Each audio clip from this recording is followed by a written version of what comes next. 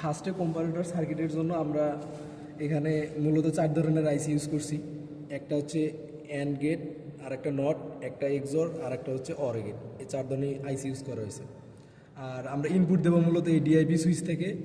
DIP সুইচের কানেকশনটা আমরা মূলত গ্রাউন্ড থেকে 10 কিলো ওহম রেজিস্ট্যান্সের মাধ্যমে আর পজিটিভ প্রান্ত ব্যাটারির পজিটিভ প্রান্তে সুইচের কানেক্ট করছি।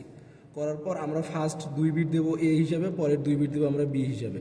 যেহেতু আমরা এখানে 2 বিট কম্পারেটর সার্কিট বানাইছি, সেক্ষেত্রে আমরা যদি ফার্স্টে আমাদের এ গ্রেটার দেন বি এই আউটপুটটা আমরা বের করতে চাই, তাহলে সেক্ষেত্রে আমাদের সার্কিট ইমপ্লিমেন্ট করার জন্য আমরা ফার্স্টে আমাদের এখানে A1 থেকে আর একটা B1 নট গেটে দিয়ে B1 বার, এই দুটো আমরা অ্যান্ড গেটে ইনপুট হিসেবে দিছি।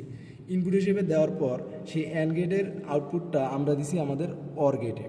তারপর আমরা এখানে মূলত B1 তার B1-এর নট করে তারপর হচ্ছে আমরা A1 এবং B0 নট করে আমরা আবার একটা ইনপুট এ অ্যান্ড গেটে দিছি। দেওয়ার পর সেখান থেকে আউটপুটটা আমরা আবার অর গেটে দিছি। তারপর আর একটা ইনপুট হিসেবে আমরা এখানে ইউজ করছি মূলত A1, তারপর A0, আর একটা হচ্ছে B0 বার। যেহেতু B0 বার, অথবা আমরা B0-কে ইনপুট থেকে নট গেটে দেবো, তারপর এটা বারে করে অ্যান্ড গেটে দিয়েছি। দেওয়ার পর এই 3টা অ্যান্ড গেটের আউটপুট আমরা কি অর গেটে গেছে। অর গেটে যাওয়ার পর আমরা যে মূলত এখান থেকে 3টা আউটপুট অর গেটে দিছি, সেই 3টা মিলে আমরা যে একটা আউটপুট পাইতেছি সেটাই আমাদের মূলত এ গ্রেটার দেন বি। তারপরে আমরা যখন এ ইকুয়াল বি ইমপ্লিমেন্ট করতে যাব, সেক্ষেত্রে আমাদের ফার্স্টে আমাদের A1 থেকে একটা ইনপুট এক্সর গেটে দেবো। আমরা A1 থেকে ফার্স্টে A0, তারপর A1 থেকে একটা ইনপুট আমরা এক্সর গেটে দিছি। তারপর আমরা B1 থেকে একটা ইনপুট আমরা এক্সর গেটে দেওয়া হয়েছে। দেওয়ার পর সেটার আউটপুটটা আমরা দিছি নট গেটে। তারপর নট গেটের আউটপুটটা আমরা নট থেকে দিছি অ্যান্ডে, এবং অ্যান্ড থেকে অ্যান্ডে দিছি, এবং তারপর আবার একটা A0 থেকে ইনপুট নিছি এবং B0 থেকে ইনপুট নিয়ে আমরা এক্সর গেটে ইউজ করছি। এক্সর গেটে দেওয়ার পর এক্সর থেকে আউটপুটটা নটে দিছি, নট থেকে আবার অ্যান্ড গেটে দিছি। এই দুইটা অ্যান্ড গেটের যে আমরা ইনপুট দিলাম, সেখানকার আউটপুটটা মিলে হয়েছে আমাদের এ ইকুয়াল বি। এই আউটপুটটা আমরা পাইছি।